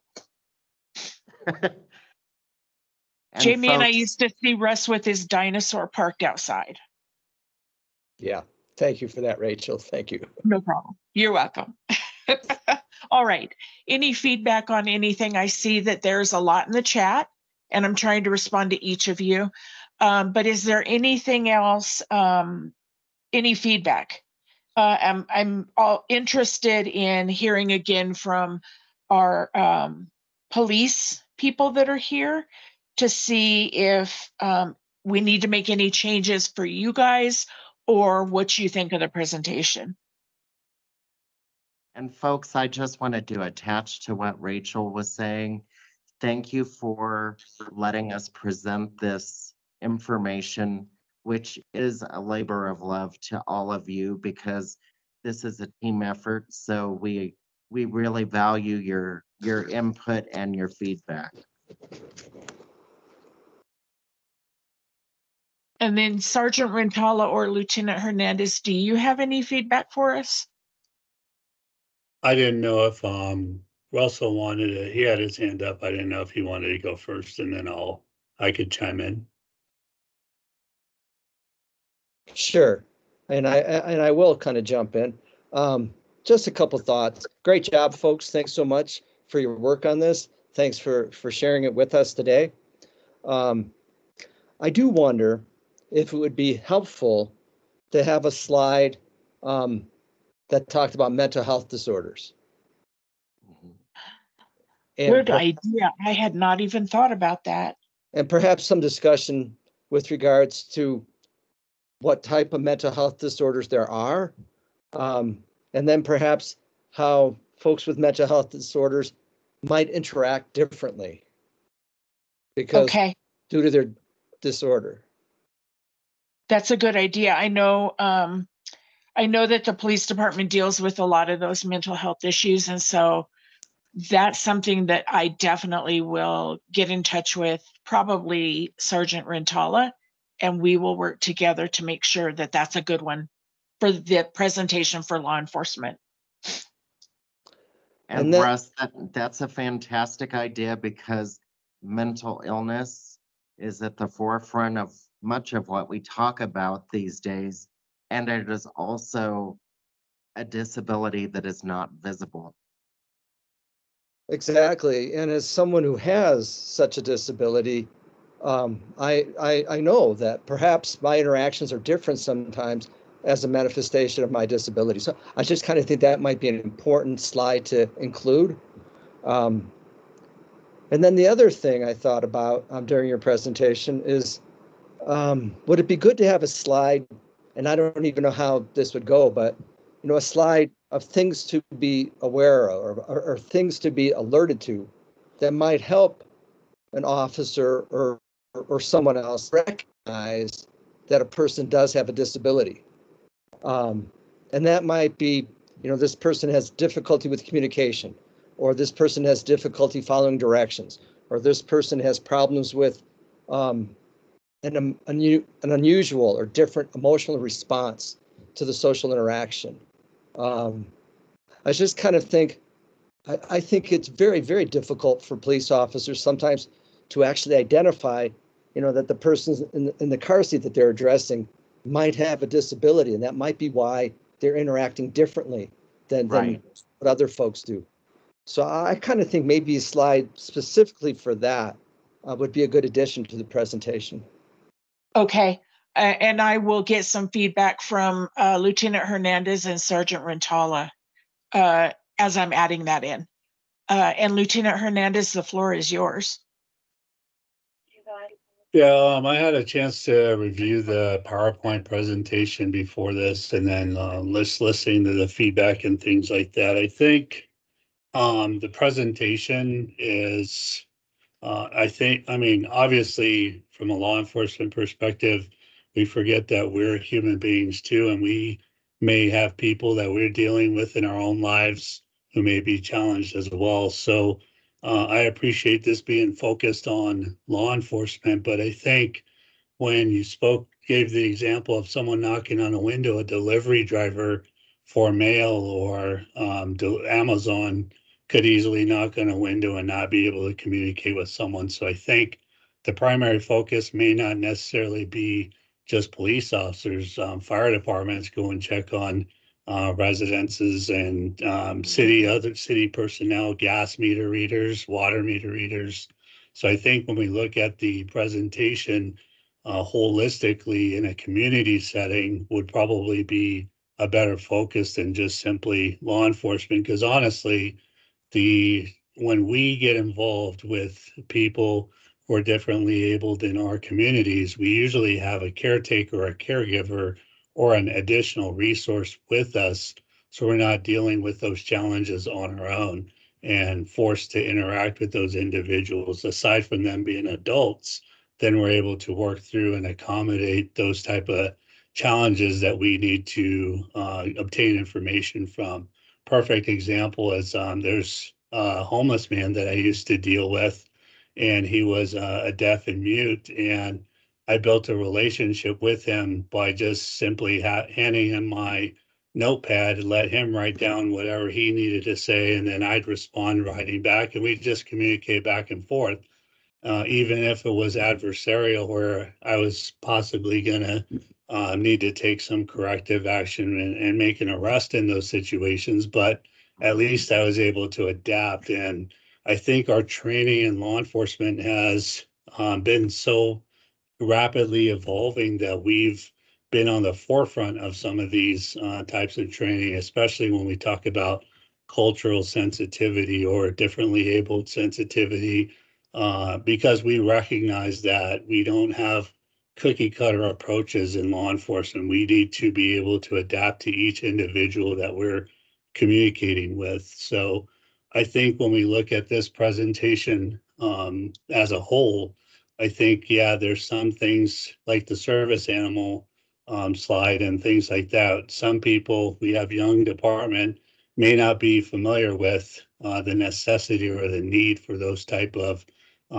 coping mechanisms to help people. So that type of focus that we may not get training on would be beneficial. I think the mental health, we go through a 40-hour mental health first aid class as part of our academy now, and then ongoing training with the collaboration from the guidance center.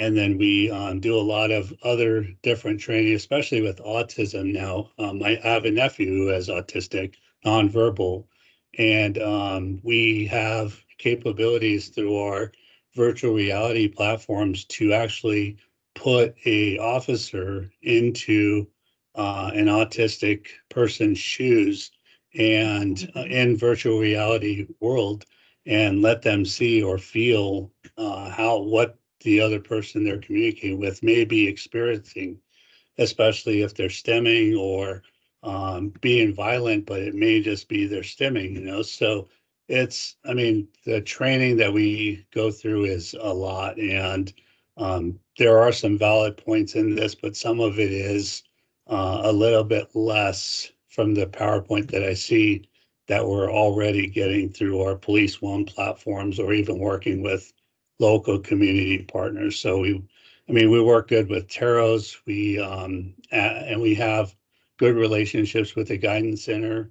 So I think it's, it would be definitely good if it's more focused on some of the maybe things that we, I guess, are being brought forth to the commission that are issues in our responses, rather than just a blanket presentation that says, hey, these are things that we need to consider, and maybe we can get training specifically on things that we're having issues on to make us better.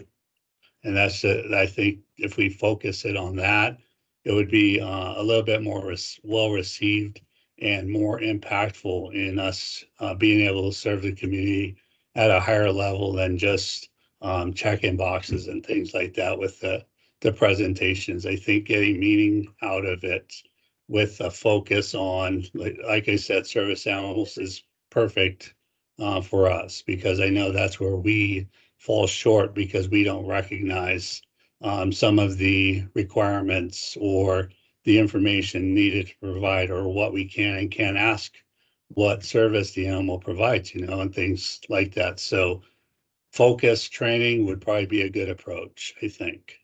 And that's my 2 Okay. cents.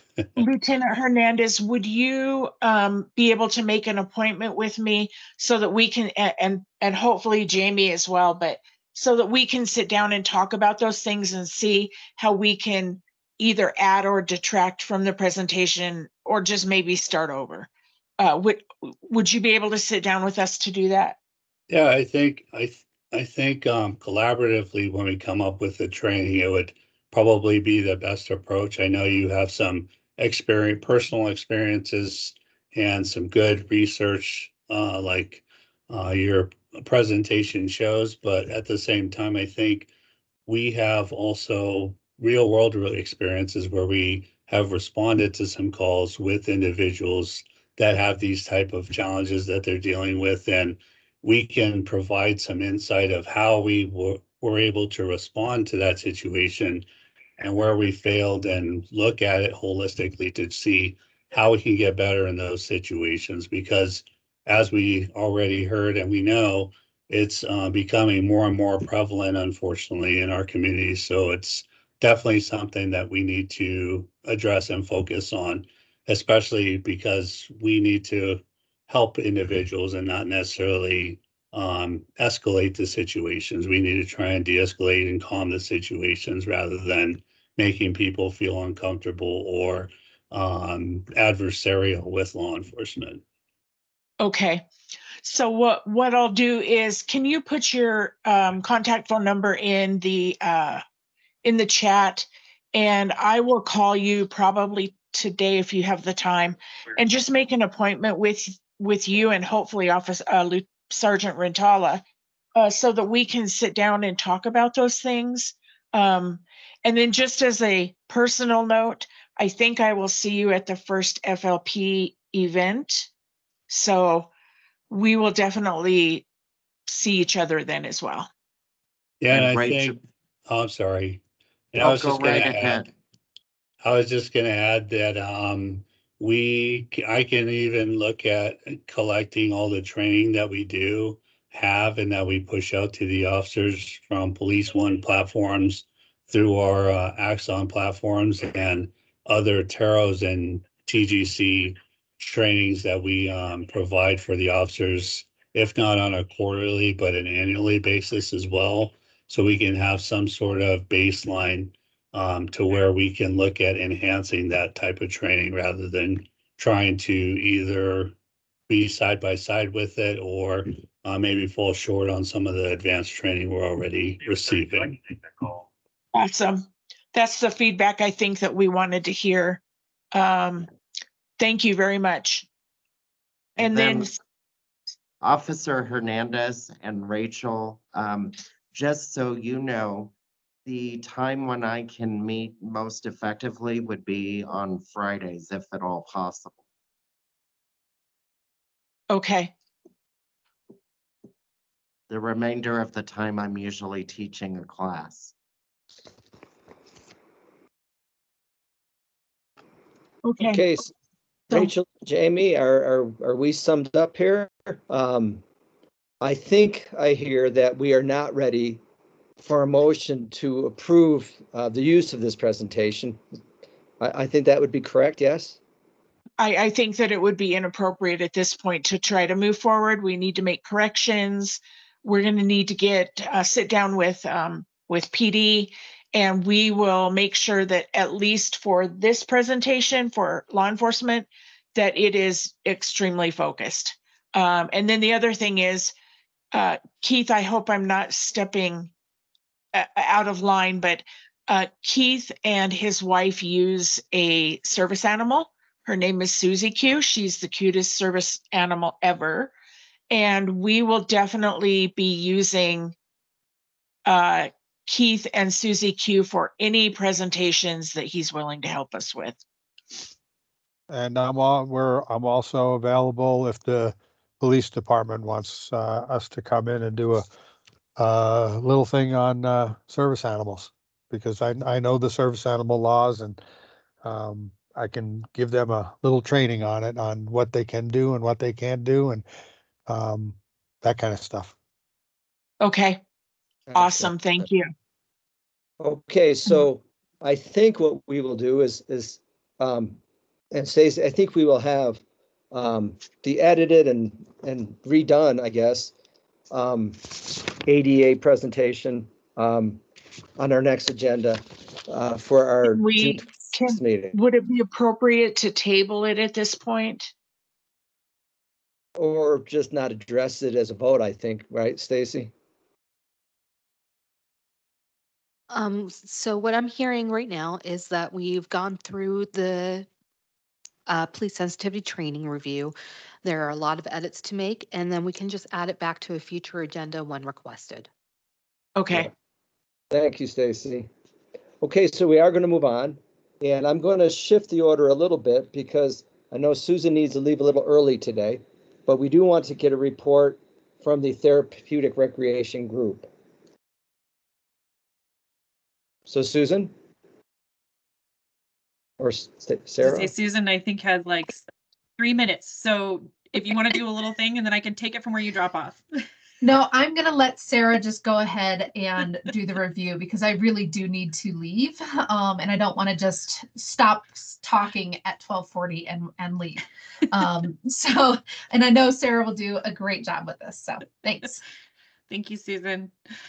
Susan was our fearless leader on this one, and she did a lion's share of the work, and just appreciate how much organization and note-taking and all that stuff she brought to the table. So we were able to meet with our working group 3 times, and we had representation from the City of Flagstaff pros, Coconino County, other commission chairs, nonprofit organizations, specifically High Country Adaptive Sports, and then Northern Arizona University as well. So we wanted to start from a point of what is the history of therapeutic recreation with the city. And so we were able to kind of do some research and kind of understand that during the Great Recession in the 2009, that's when, the therapeutic recreation started to wind down with the city. There we go.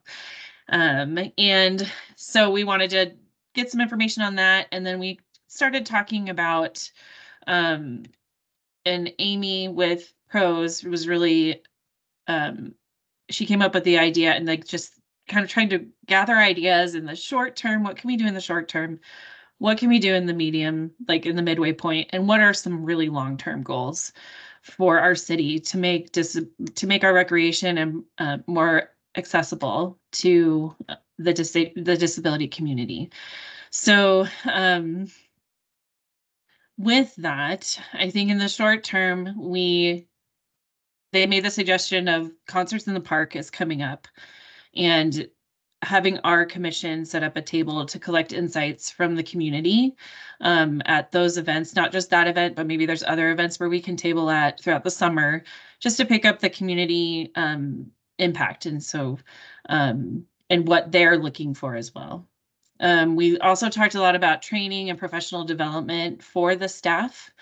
on inclusive programming, sensory-friendly events, accommodating individuals with disabilities, also partnering with external nonprofit organizations or for-profit like KaiBad Behavioral Services, NAU, Welcome Here for training, and then also adapting existing programs and facilities like the Aquaplex, J Lively, the Montoya Center's Youth Center to be more inclusive, accessible, and allowing organizations like High Country Adaptive to come in and utilize their facilities for their events at low cost. We heard a lot from them just that the cost is an issue in general, and so we wanted to make sure that we came up with some solutions for them in the short term that could be enable their current programming to be more inclusive. So we did talk about sorry guys. We did talk about, having some opportunities to maybe make their athletics and their city leagues more accessible to people with disabilities, and making sure that the staff members were comfortable and advertising things, in a way that people in the disability community knew that they were welcomed there as well. Any questions so far? Doing okay? Okay, great. Let me see. I'm sorry. All right, so the medium-term goals would be, we do have that to increase the funding for therapeutic recreation services to get more certified therapeutic recreation holders. And so we have more professional development opportunities there for the city. We were talked about getting more funding through grants, and we are aware that the city does not have a grant writer, so that could be an opportunity for others to help out in there. Facilitate professional development opportunities for current pro staff to obtain the certified therapeutic recreation specialist certification through partnerships with NAU's Park and Rec Management and the Graduate Certificate in Recreational Therapy Program. And then also expand therapeutic recreational programming by leveraging existing and new partnerships with organizations like High Country Adaptive Sports, Ability 360, and Arizona Disabled Sports. In the long term, just encouraging to allocate more resources to update and reopen the previously dedicated TR building, which is called the McPherson House, to provide a centralized hub for those services. Exploring more synergistic relationships with planned Indigenous Center at Thorpe Park for shared use of space. Consider creating a grant writing position within PROS to better pursue funding opportunities for TR services. So additionally, we believe that we can recommend conducting a community survey to better understand the needs and preferences of individuals with disabilities and their families regarding services in Flagstaff. And this could be a joint survey with High Country Adaptive Sports, who is currently working on this, or expanded questions on the PRO survey about facilities that would have to be designed. So that is it in a quick nutshell. And that was a quick nutshell of a lot of information, and I think representative of a lot of work. So thank you, Sarah and Susan, both. Great stuff. And So, Sarah, I just wanted to tell you that Carolyn is a personal friend of mine, and the glowing things that she says about your guys' informal group is going to take this really far. So thank you so much for what you're doing. It's going to be super important. Thank you. And then Sarah, I think I see at least one action item for our next agenda relative to this, and that would be a letter, right? And we'll put that on as an action item. Do you have other things that we should include as an action item on our next agenda, our next meeting agenda?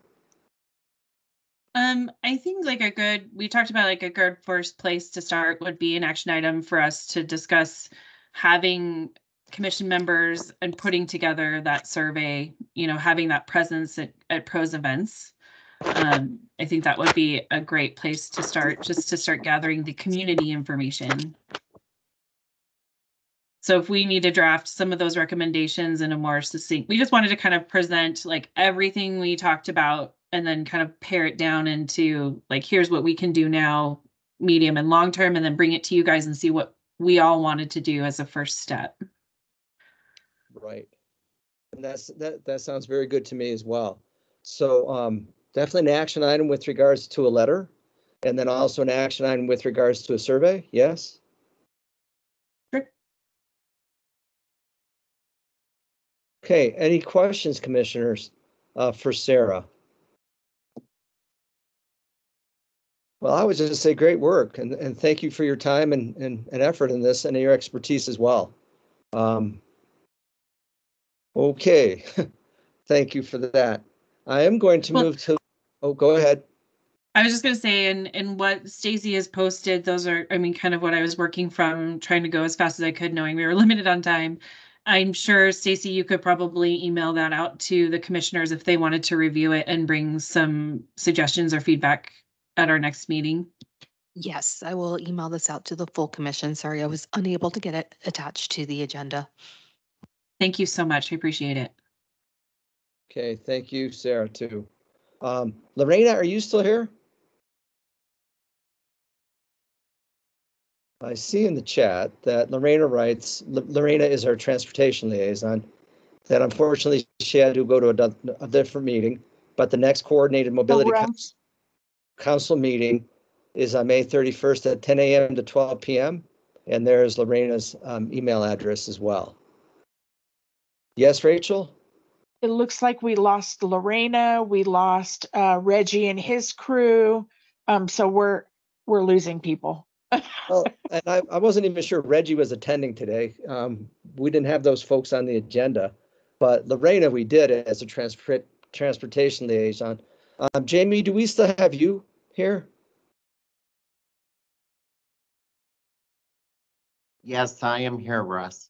So Jamie, since Lorena has left, and I know you chair the Coordinated Mobility Council, do you have anything to share? I do. Okay, go ahead. Our quarterly meeting will be a hybrid meeting as well. If you can make it to the facility where NAPTA is housed, or where Mountain Line is housed, it's over there on Casper Avenue. You're welcome to attend in person, but you can also attend virtually. I can get you the link to attend the meeting. And as Russ was stating, it will occur from 10 to noon on May 31st, which is not this Friday, but next Friday. Thank you, Jamie. Thank you. So then let's move on to our other discussion items, which include code compliance update and the sidewalk working group update. And since we have you there, Jamie. Okay, you got it. My report will be brief. I was out for a couple of days celebrating my folks' 55th wedding anniversary and my 55th birthday. So Russ, I did receive your email on your latest concerns, and we'll forward that along to code compliance. Both Russ has been having consistent issues pop up in the area where he lives, as well as my area, which is Smoke Rise. We're dealing with debris that is infringing on the path of travel for sidewalks, bulk pickup issues, vehicles being parked inadequately, as well as trash cans not being placed where they should be. So all of this information will be reported to code compliance. Thank you, Jamie. Do you have anything else to share, either from as sidewalk liaison or from the sidewalk working group? And go ahead, whoever that was. That was me, Jamie.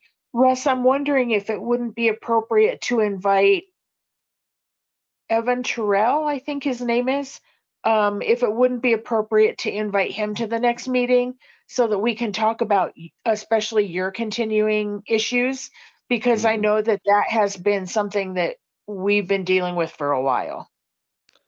True enough. And Evan is, I'm not going to say this right, but he is the boss as far as the garbage pickup, right? Now, I will say, from what my observations are, is that the actual drivers, the trash truck drivers, have become much better at not putting the garbage cans on the sidewalk. So I think what I'm seeing is the residents, you know, the homeowners are putting them on the sidewalk, and I think that's the issue that I'm seeing. Keith, I see your hand is up, right? Oh no, Michelle's hand is up.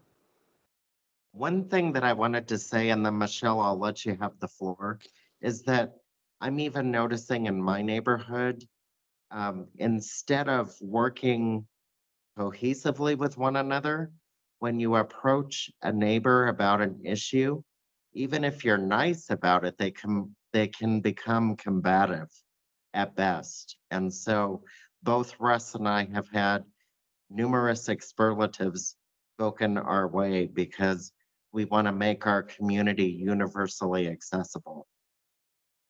Yeah, you know, people take their trash cans and their bulk trash very seriously, and they do not like to be told where to put it, apparently, No, they do not. As I have learned. Michelle, thank you. Your hand is up.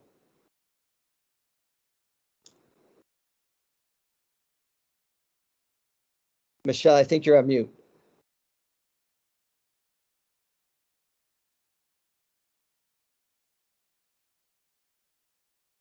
Michelle?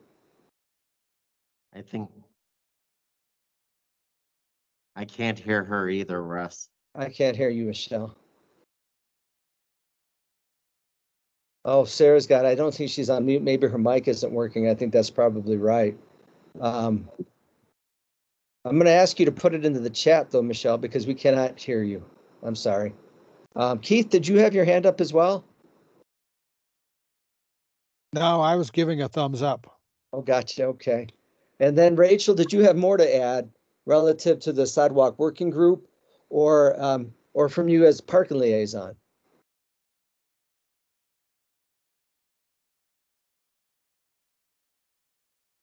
Rachel?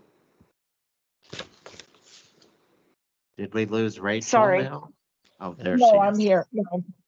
I will be in contact with the police department trainer to find out where my civilian aid stuff kind of is. What I'm doing at the moment is just taking pictures of like ADA violations, so that when I do have the civilian aid training, I can hopefully get feedback from law enforcement about how I would take action on that type of thing. Thank you for that, Rachel. And thank you for your work with regards to connecting with the police and really functioning as a good liaison for us. You know, it's apparent to me when Mr. Hernandez spoke with us as well, you know, he knows you and you know him. And I think that's just really good for the commission and perhaps for folks with disabilities in our city. Michelle in the chat I have a question. Once information is submitted to code compliance, what happens? What is the process? And then I submitted something to Jamie regarding a sidewalk issue and I've never heard anything back. Wondering if we should expect any feedback. Jamie? So they work on the issues as they come in. They are a bit backlogged, so they do have to prioritize. But I will make sure that your issue is addressed, Michelle. Thank you, Jamie, and thank you for that response. Rachel? I did have one last thing to say. I wanted to let everybody know, if you haven't heard, and you may have, but we will have a new police chief, I believe in June. Is that right, Lieutenant Hernandez or Sergeant Rentala? We will have a new police chief. His name is Sean Connolly. And let me tell you, from doing when I was there for the police chief interview, let me tell you, this guy is going to be absolutely fabulous for this community. So I'm hoping to, right from the get-go, form a really good relationship with all of these guys that are here today and the chief. And then I can represent this commission, and in turn, I will be representing the citizens we represent. So I just wanted to let all of you know, Sean Connolly, I think will be coming on in June. Okay. Thank you, Rachel. And any other discussion with regards to our code compliance or from you or Rachel or from Jamie? I think I'm good for now. Okay, thank you. Thank you. You bet. Same. I don't believe we have the mayor with us today. So I don't believe we have an update from the mayor. I think that's accurate, right, Stacy? We do have She's Joseph. here. Oh, the mayor is here. I do not see her, Chair Randall. Thank you. But we do have Joseph here as our youth liaison. Joseph, do you have anything to add to what you've previously said?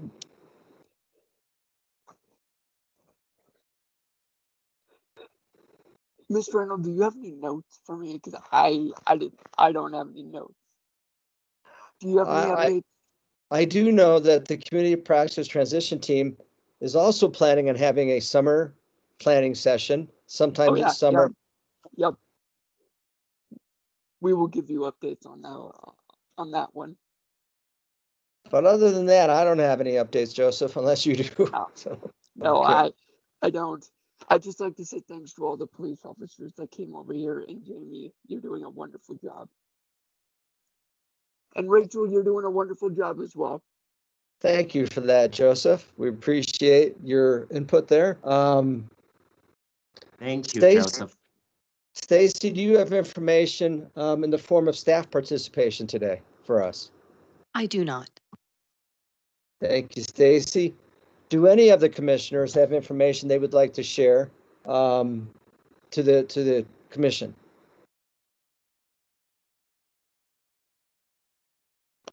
Seeing no hands up, and I've got to look to see if I got anything else in the chat. I think we're good. Okay, folks. So that's bringing us to the close of our meeting. Our next meeting date will be on June 26th from 11 to 1 p.m. We will be looking at an agenda that includes action items, a letter relative to therapeutic communicate or therapeutic recreation, an action item relative to surveying folks with regards to therapeutic recreation. I think we'll also be looking at a therapeutic recreation group update, an update with regards to ADA sensitivity training. I think we should probably had code compliance folks invited to that meeting since they were at this last meeting and we didn't get to them. But so I think we should have them included for our next meeting on the agenda. Mr. Becker, I see you have your hand up. Yes, I would like to see about getting a discussion on the agenda to talk about drafting a letter to the city or city council or whatever that our commission, at least me, is displeased with not being included in the Grandview Drive project. In their presentation, it was clear that Grandview Drive would be extremely wheelchair hostile and dangerous in the way they're building it. So I don't know if we can get a discussion going on that on the next agenda. We surely can, and we will include that on the agenda. And then Rachel, is your hand up there again, or? It is. I would just like to ask that the ADA sensitivity stuff be put not on June, but on July, simply because I know that Lieutenant Hernandez and Sergeant Rintala are kind of working through the transition of Chief Musselman retiring and Chief Conley coming on. And so I'd like to table it or have it added to July's agenda. We can do that. Sounds good, Rachel. I also see Michelle has asked Sarah to speak to the IHD conference. Or Michelle, do you mean the disability conference? I can speak to the IHD conference. There is an IHD conference that's happening June 3rd and June 4th. It's actually happening in Chandler, Arizona, but you can also access it remotely. And if you would like, actually the registration link and more information, reach out to me and I can send it to you. The IHD, Rachel, is the Institute of Human Development, which is located at NAU. And then Sarah, do you want to speak to the disability conference in October that you know of? Sure. I am working with IHD and Care for the Caregivers is the organization I'm representing, and we're sponsoring a disability resource fair on October 5th of this year. It'll be at the High Country Conference Center, and save the dates should be going out in the next week. And then visitor registration will open up in July. So we really see it as a community building event for Northern Arizona, and just bringing in local vendors and making sure that our local disability community, connects with each other in those services that we have here. So that's kind of the heart of it. And so there'll be 35 tables, and we'll have some events and activities for all ages. We're talking birth to, adult. So that's my nutshell. Thank you, Sarah. And activities even for people like me who've been around for 300 years, Rachel. Thank you for that. Okay, commissioners, do any of the commissioners have any other items that they would like to see on the agenda for June? And then I will just remind you that Stacy will be sending out a survey with regards to when is a good time for us to have our planning meeting. And make sure, I'm going to ask you to make sure to respond to that so that we can find out the best time and date for all the commissioners, so that all the commissioners can be in attendance. Anything else, folks, for the good of the cause? Hey, Russ, just to Yes, add to, just to add to what Rachel said. So you are my senior by 10 years. So that would make me 290 years old. Yes, that's fine. Thank you for that, Jamie. I appreciate that. Which is not the best age to be, I might add. I understand. Thank you. All right, folks, thanks for a good meeting. Thank you especially to Rachel and Jamie for your work on the PowerPoint, on the presentation. And big thank you to Sarah and Susan for their work with regards to the therapeutic recreation and making some better things happen in Flagstaff. I think we're doing great, folks. I think we have an awful lot of discussion and a lot of things to talk about with regards to making the community perhaps a better place for the disabled community. So I appreciate your time with that. I'm going to adjourn the meeting. I think it's 1:01, so that's not bad. We are a minute over time. And then Stacy and Rachel, we're going to stay on for just a couple of minutes to set the agenda for our next meeting, if we could. Thanks, folks. Thank you all. Thank you.